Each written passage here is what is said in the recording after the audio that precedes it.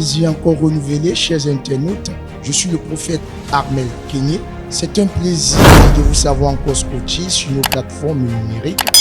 Facebook, c'est Ministère du Salut. Et sur YouTube, c'est Ministère du Salut, mentionné 555. Alors, chers internautes, ce jour, je dis encore merci à Dieu pour vos vies parce que le Seigneur certainement vous réconforte, regaillardit vos âmes. Et c'est un plaisir pour moi de savoir que l'évangile de Christ est en train de s'étendre au travers vos interagissements, à travers vos différents partages et likes. Vraiment, soyez bénis. Alors, pour ce jour, nous allons nous présenter sur cette thématique intitulée « Ne laisse rien t'arrêter sur la marche ». Ne laisse rien t'arrêter sur la marche. Oui, lorsque je parle de marche, je parle de la marche chrétienne, mes amis. Oui, toi, peut-être tu ne connais pas Christ. Oui, tu as besoin de Jésus pour en bénéficier de sa grâce. Pour toi qui le connais, vous savez, la vie est parsemée d'épines. Il y aura ces personnes qui vous soutiendront, d'autres qui se moqueront de vous.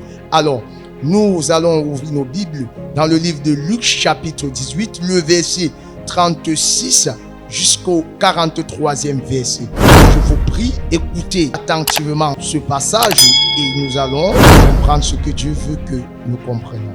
Je le lis au nom de Jésus. Il entendit la foule passer et demanda ce qui se passait. Verset 37. On lui dit, c'est Jésus de Nazareth qui passe. Verset 38.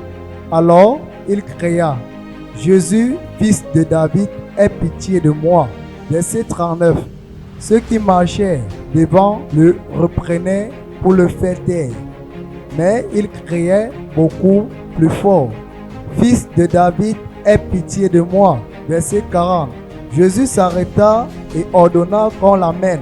Quand il fut près de lui, il lui demanda, verset 41, que veux-tu que je fasse pour toi?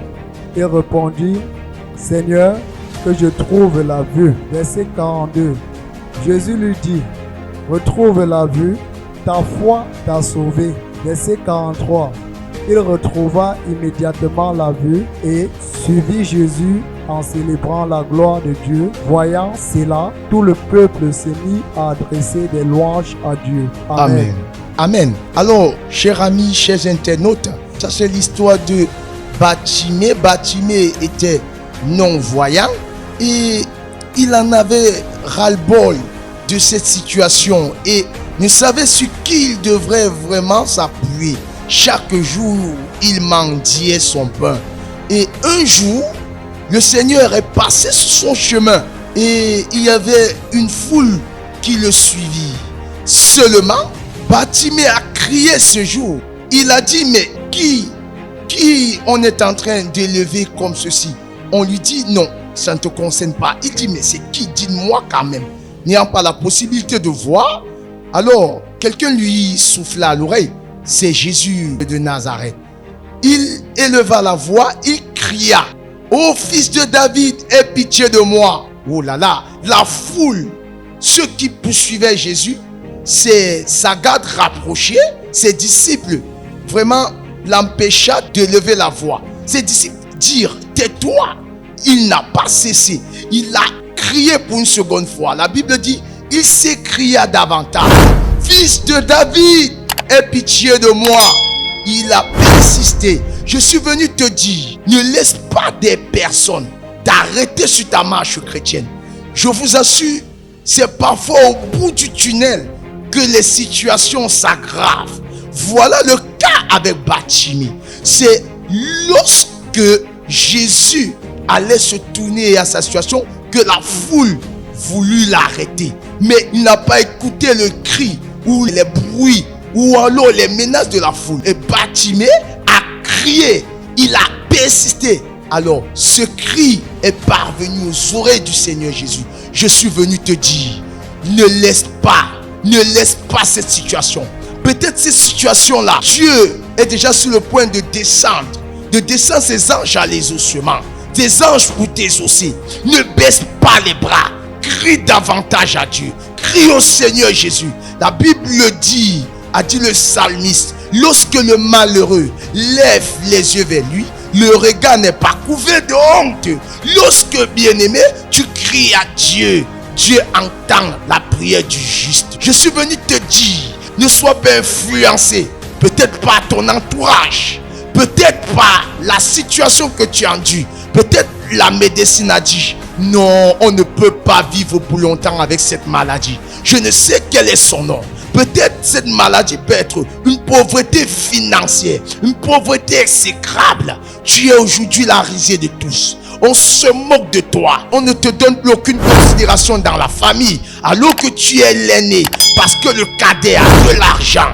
Oh, la famille ne te donne plus aucune attention. Ta place a été renversée. Laisse-moi te dire, l'Éternel qui restaure, qui change les données, il est vivant.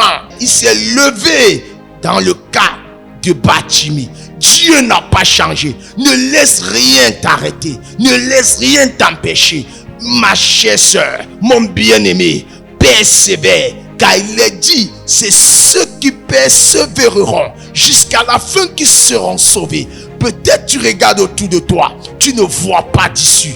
Peut-être tu regardes autour de toi, tu ne vois plus, tu es à bout. Laisse-moi te dire, c'est à ces moments que Dieu se lève. Jésus s'est levé lorsque Batimée a dit non, si je laisse Rabbi passer, si je laisse Jésus passer, ma situation s'éternisera. Je déclare, non, je vais crier. Je suis venu te dire, la maladie là, elle ne doit pas te laisser. Elle ne doit pas, bien aimer. Elle ne doit pas te laisser ne pas crier. Elle ne doit pas t'empêcher prier le Seigneur. Elle ne doit pas te laisser, bien aimé, rétrograder. Non, non, refuse à cela. Refuse à cela. Refuse à cela. Écoutez très bien. C'est alors que Jésus s'est tourné. Vous voyez que le cri de Batimée provenait d'un cœur sincère. Ça a percé le ciel et a touché le cœur de Dieu. Je suis venu te dire, oh, ta prière sincère, parce que tu te seras débarrassé, parce que tu auras pris de bonnes décisions en cette saison, abandonné peut-être avec le péché. Tu cries à Dieu, oh Dieu, je ne sais plus quoi faire, l'âge est avancé, je suis en train de vieillir, bientôt la ménopause. Oh Seigneur, donne-moi mon Samuel, donne-moi mon mari. Je suis venu te dire, ce Dieu il t'écoute. Ne laisse pas les railleries, ne laisse pas, peut-être ça peut être un membre de famille, peut-être même bien aimé dans le Seigneur, qui se comporte comme Pénina qui mortifiait Anne. Laisse-moi te dire, c'est une occasion pour toi d'aller encore, d'avancer encore, car la Bible dit, Dieu est le Dieu qui ne délaisse pas le juste. Prends courage ma soeur, prends courage mon frère, car le meilleur est à venir avec le Seigneur. Écoutez, oh Batimée, lorsque Jésus est arrivé vers lui, il lui a posé une question. Que veux-tu que je fasse pour toi? Sois précis lorsque tu cries à Dieu. Batimée n'avait que foudre avec l'argent des aumônes qu'on pouvait, l'aumône qu'on pouvait lui donner chaque fois. Il en avait ras-le-bol. Il était fatigué. C'est pourquoi, quand Jésus lui a posé cette question, aussitôt il a répondu, il a dit, Seigneur, fils de David, que je recouvre la vue. Alors, qu'est-ce que tu veux recouvrir? Qu'est-ce que tu veux que Dieu fasse pour toi? Sois précis, sois précis. Bien-aimé, parle à Dieu avec exactitude. Arrête de contourner.